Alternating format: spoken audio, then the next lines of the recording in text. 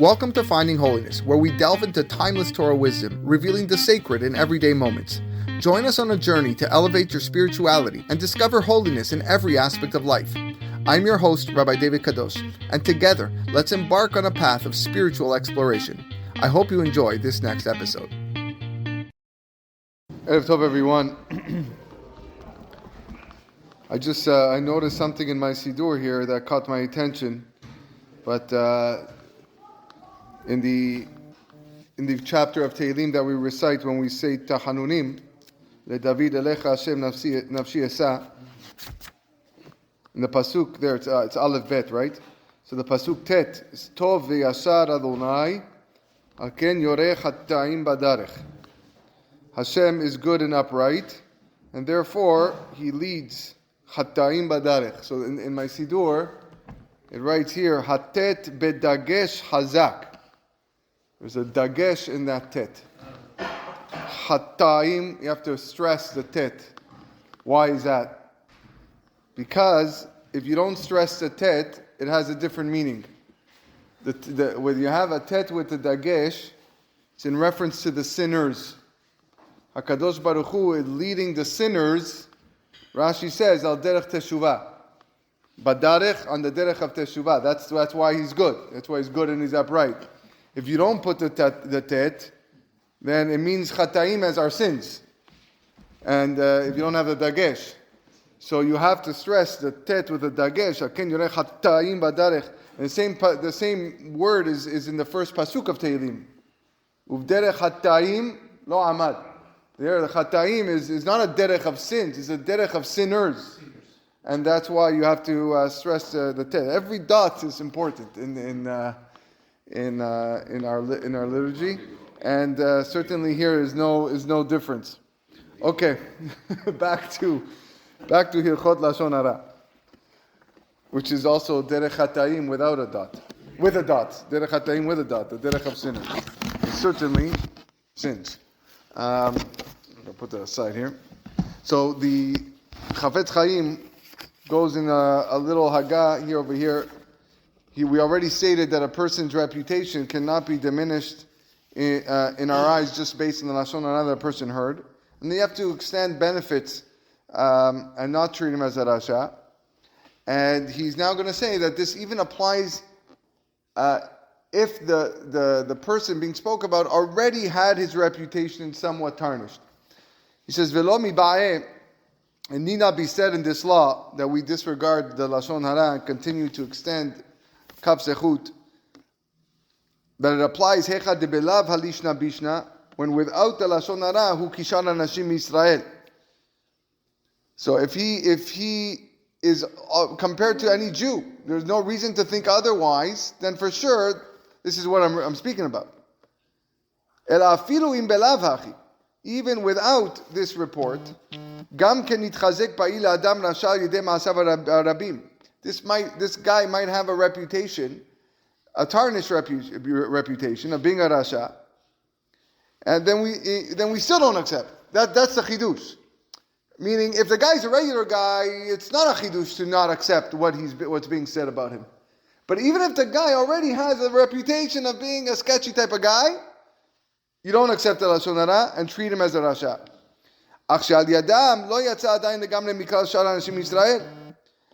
This is assuming that he hasn't been completely removed from all other people in Klal Yisrael, such as returning his lost objects, giving him charity, redeeming him, or similar.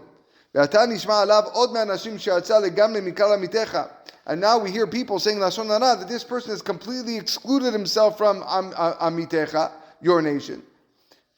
For example, he's sinning flagrantly. He's eating forbidden non-kosher food. Since the report that's being said about them has not been verified, people are just saying it conversationally. One may not accept their words as fact, and thereby excuse himself from the obligation of redeeming this person. This guy was taken captive. You wouldn't take him captive? Of course you should take him captive. Because only when he's excluded himself from the Am, would he maybe fall into this category? Okay, that was the Haggah that he had on that last halacha that we couldn't have time to finish. You mean redeem him? You said take him captive. Sorry. Oh, sorry. Did I say that? Yeah, redeem him from taking captive. I'm sorry. Halacha Yud Aleph. V'yesh harbe dvarim shenichshalin bo ha'olam be'inyan lahush. There are many ways that people stumble with regard to suspecting information that might be true. V'ra'ui ledaber bazeh harbe. And therefore, we should talk about this. Ach en kan makom la'arich bo. But this is not the place to elaborate. I will write about this in the final klal. But know this rule. When the rabbi said that Levi should be concerned about the possibility that Lashon Hara he heard about Shimon is true, that's only to protect himself from being harmed by Shimon. But God forbid, Levi cannot do any action against Shimon, or cause Shimon any damage or embarrassment because of this report. Gadol or katan, major or minor. And this applies even if the Lashon Hara against Shimon emerged through a witness who testified against him in Bedin. Levi can't cause harm to Shimon based on a single witness. And further, even for Levi to harbor hatred towards Shimon, asur gam ken min Torah, is also forbidden. And certainly cannot use Lashon Hara as a justification for this hatred, from his obligations vis-a-vis Shimon. There we go. So he brings a scenario here at the bottom. While checking the references of a potential tenant, someone tells you that he previously fell far behind in his rent. This is important information for you to know, and you are permitted to suspect that it might be true. Okay, fine. So says the Chavetz Chaim. Here's a common example of people acting unlawfully based on accepting Lashon Hara. Let's demonstrate one detail of this halakha, he writes. Many people stumble. For instance, there are a lot of people in the city who were presumed to be poor and needy and require sustenance and support. And the residents are obligated to give them charity, as of course the halakha of tzedakah states that you have to give after your family, you have to give the residents of your city first. Now, someone slandered these people by saying, they're not really poor. You think they're walking around thinking they are asking for money, but in reality they're not poor. They're pretending to be poor in order to deceive the people. As a result of this report, people stopped giving their stipend that they had regularly given in the past. Now, according to the Torah, this reaction is a grave sin.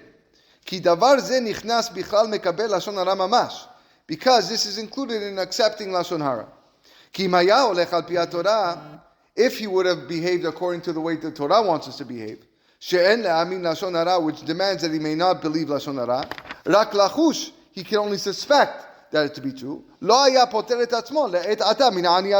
He will not, at this point, excuse himself from giving the tzedakah to this poor guy. Despite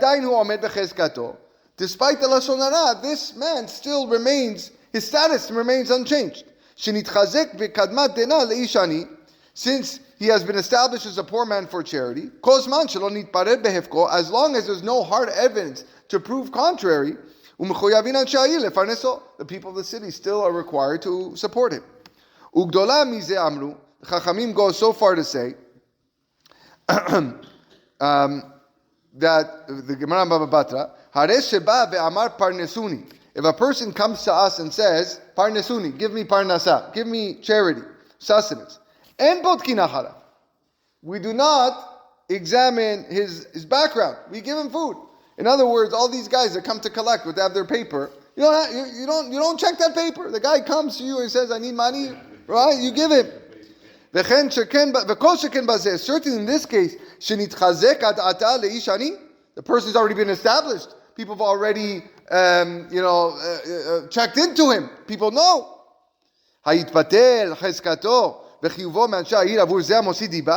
So now his status is going to go in doubt because of this guy's Lashon Hara that he said, the slander about him? Of course not. We have to keep on giving. The approach, the correct approach, is just to be cautious, suspect. And investigate it afterwards. Okay, I heard this rumbling. Let me go check out to see indeed what this guy is saying. As certain as this is not been verified. The residents are not allowed to excuse themselves midin chiyuv tzedakah, from the obligation of giving tzedakah. Regarding this and similar situations, Amru Rabotenu al pasuk, the pasuk, they expound on the pasuk, al tigzal dal kidalhu. It's a pasuk in Mishle. Do not steal from a needy person because he is poor. What does this mean? What do the Chachamim say this means? It's referring to someone who regularly gives charity to a certain person, and then because he heard Lashon Hara, he stops giving him this regular donation. That guy, nikra avur zeh gozel hadal. He is considered to have stolen from the poor person. And therefore, you can't just stop giving because some guy said, and our Yetzer Hara tells us that it's fine. Our Yetzer Hara, you hear, rumbling about a certain guy that might not be so honest or genuine or truthful, and all of a sudden you say, I'm not giving this guy anymore. But did you even look into it? Why are you believing this guy's words? Right? This guy has been has a status of an ani for so many months or years, and you're going to pull that away. He might be requiring that. Yes. This lady gave $1 billion to Yeshiva. Yes, I heard that. $1 billion. That's. Do I stop giving to the yeshiva now? I think the money was going towards a medical school, specifically. Yeshiva University doesn't own this school anymore. Yeah. They don't own that school anymore. What's that? They don't own the school. Okay, it's still a fantastic. I don't know. You should not stop giving money to Yeshiva University if that's something if that's something close to your heart. It is certainly a Torah institution and requires money to support their teachers and their rabbis and whatnot. Okay. There's a lot of big rabbanim that work there out of the kola. Give your money to Yeshiva University, no question. Okay. Let's do one more halacha. We'll finish the klal and then we'll summarize. Halacha Yud Bet. Ve'im kvar avar v'shama lashon hara. If someone violated this prohibition and already listened to lashon hara about Shimon, ve'he'emin belibo, and believed it to be true, ben shu mechalkei agnut sheben adam lamakom, whether it's about his negative conduct between him and Hashem, ben adam lachavero, or between him and his friend. Tikuno, you know how to do teshuvah? Sheitchazek leotzi advarim milibo shelo la'aminam. He has to muster the strength to remove this from his heart and stop believing it. V'kabel al atzmo ale'aba, and resolve in the future, shelo lekabel od lashon hara al adam Yisrael. They will never accept lashon hara about any member of the Jewish nation. Ve'yitvadeh al zeh, and he has to confess. And by doing so, he will rectify various negative and positive commandments that he transgressed, as enumerated in the opening section, as long as he hasn't said it over to other people. There is a scenario here. A neighbor shares her unsavory assessment of your friend's hidden personality flaw. You believe your neighbor's evaluation and distance yourself from your friend for a period of time. Eventually, you realize that your neighbor's report is Lashon Hara, and you wish you had never heard that assessment of your friend. You can rectify the error by rooting out your negative thoughts about your friend, resolving to refrain from accepting Lashon Hara in the future, and verbally confessing the sin. Here is a summary of what we've done in Klal number 6. Number 1, it's forbidden to listen to Lashon Hara even without intending to believe it. Number 2, it's forbidden to believe Lashon Hara. If a listener demonstrates that he agrees with the Lashon Hara, he is guilty of both speaking and listening to Lashon Hara. 3, if a listener knew of an event that could be construed positively or negatively, and the speaker is now interpreting it negatively, the listener is guilty of accepting Lashon Hara by listening to the negative interpretation. 4, if Lashon Hara is spoken in someone's presence, he must, A, try to stop the conversation by reprimanding the speaker, B, walk away or place fingers in his ear, C, resolve not to believe Lashon Hara, not to derive pleasure from it, and not to show any signs of agreement. If possible, he should show displeasure. 5, the above applies only if, when he joined the conversation, Lashon Hara had not yet started, and there were no grounds to suspect it would ensue. If it had started, and he joined the conversation nonetheless, he's in violation of listening to Lashon Hara. Number 6, if someone is approached by his fellow who wishes to tell him negative information, he should immediately ask whether the information is relevant to him.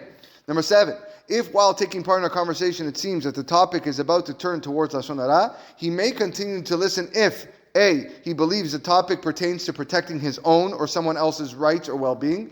B, if he intends on reproving the subject for his wrongdoing. C, he plans to calm the speaker down either by justifying the subject's actions or simply by hearing him out, so he will not continue to speak Lashon Hara to others.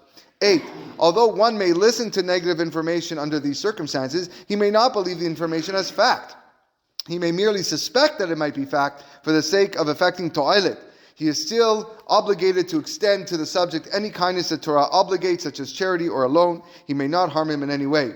Number 9, it is forbidden to accept Lashon Hara as fact or to consider the subject of Lashon Hara as anything less than a proper Jew, even if the report was heard from a single witness in Bet Din or 2 witnesses outside Bet Din.